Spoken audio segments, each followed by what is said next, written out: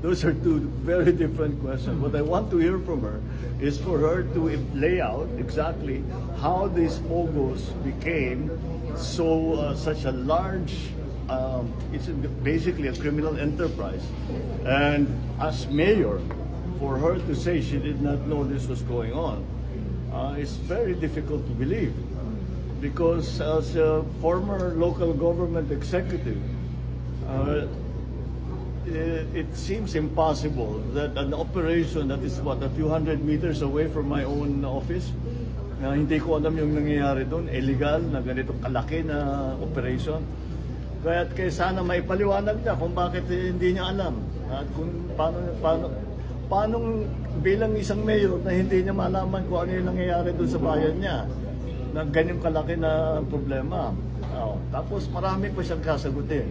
Paano siya yumaman ng ganyan? Ba't ang dami-dami ng pera? Paano siya naging mayor na hindi naman siya kilala ng tiga doon? All of these things. All these questions have actually been asked by both the House and the Senate. I just hope she answers it better than her cohorts.